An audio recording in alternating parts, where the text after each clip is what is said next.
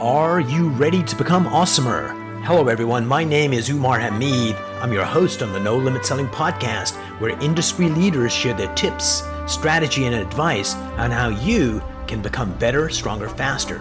Just before we get started, I've got a question for you. Do you have a negative voice inside your head? We all do, right?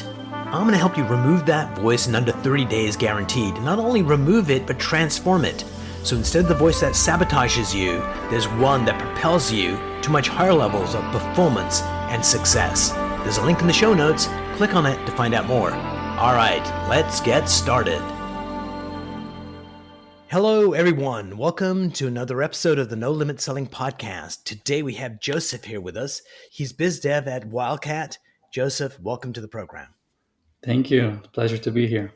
So tell us about the company. So Wildcat Group's been established back in 2007. Started small with single families and real estate entrepreneurship, and vertically integrated into a 30 units multifamily and 60 and 90 and 200. And we are keep going and expanding across the Sun Belt and our different areas. Nice. How many people in the company now?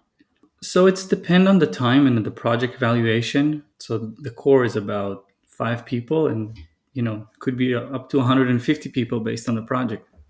Brilliant. So right now, in a lot of places, it seems like there's a shortage of homes right now. Mhm. Is that a true statement? It's always a shortage. I think it's very depend on areas and the demographic. It's definitely evaluated because people changing their style of work. They need more bedrooms if they're working from home. I think for the past 2 years, a lot of things change around us. But yeah, it's definitely the shortage is everywhere, and that's the beauty of our business. It's always going to be a needs. People needs roofs above their head.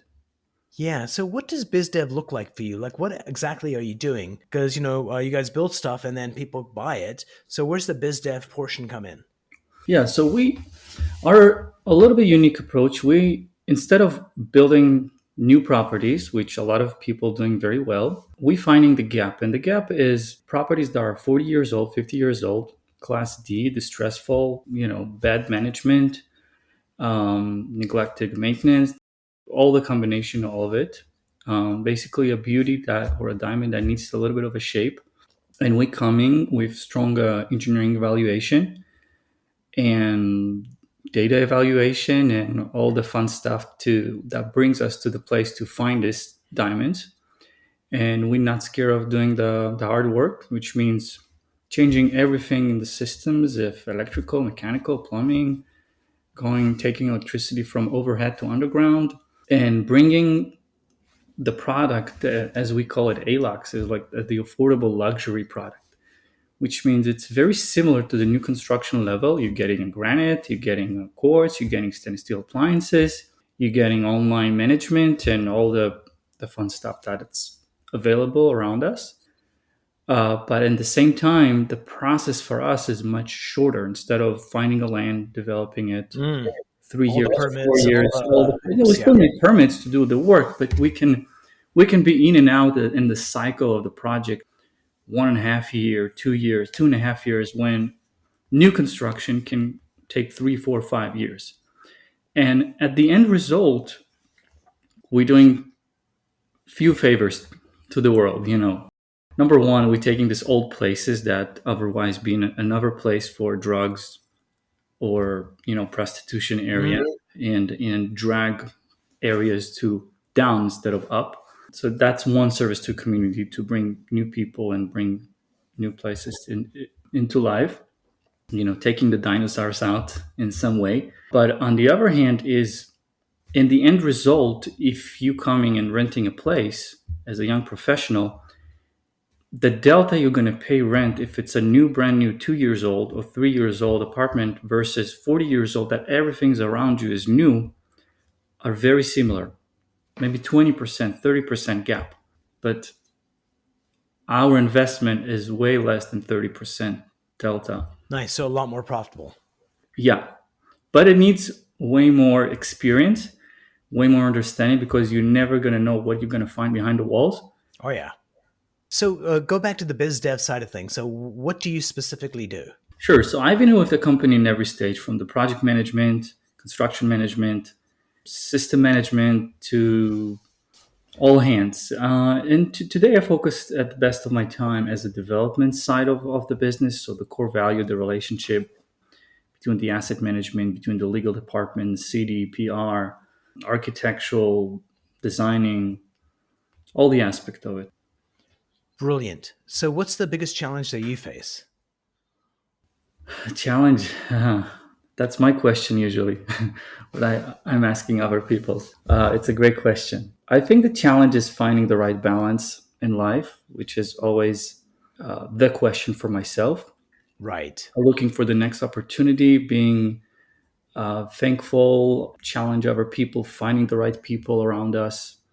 That's the main challenge, I think. People, good people that can drive with you and be part of bigger vision that wants to do create impact on the world, not just paycheck to paycheck. Nice. One of the things I noticed was I used to live in Berkeley, California, and it was really run down from the downtown core going out.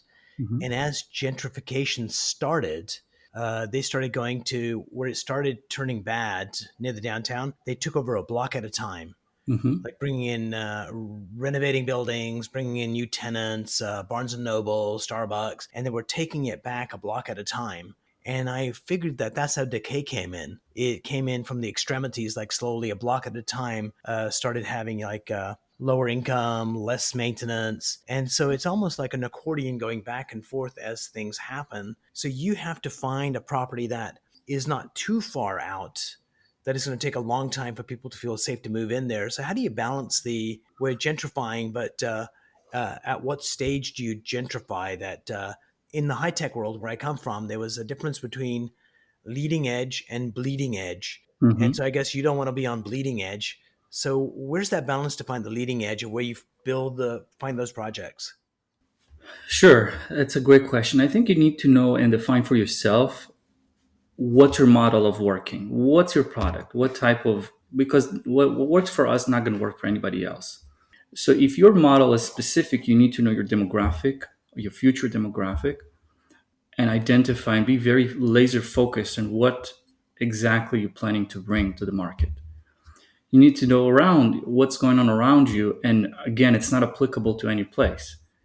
If you're looking at a combination of that, Starbucks and Costco, it's a good symbols of fried around, or Trader Joe's or anything like that. It's not applicable in any place. In North Carolina, you cannot find Starbucks in 10 square miles, versus in Manhattan you have You them on find every 10 square mile, yeah. exactly. So it's not applicable to any place, to the same place at the same way. So again, know what you're looking for, what type of demographic, what try to put yourself in their shoes.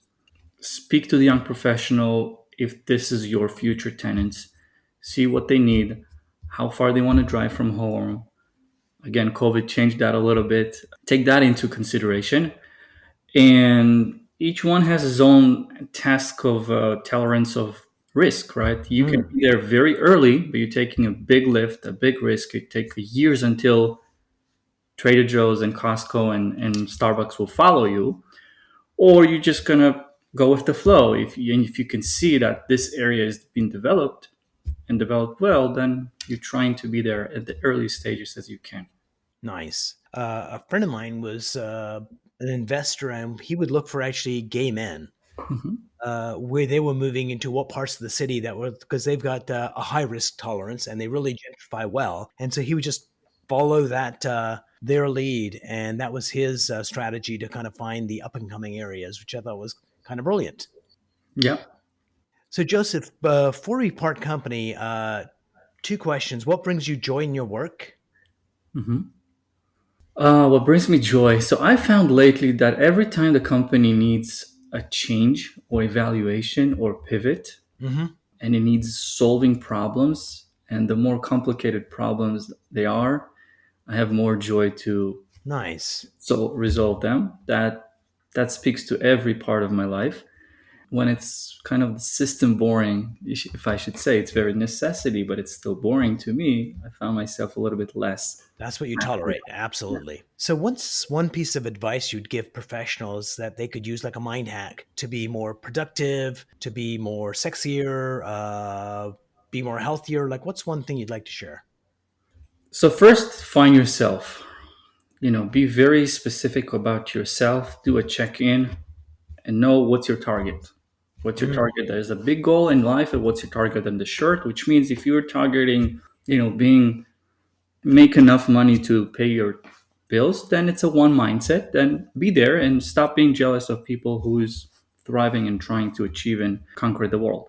If you decide to make big impact and sky's the limit, then go in reverse and understanding that every moment in your life, every moment of your day is very valuable.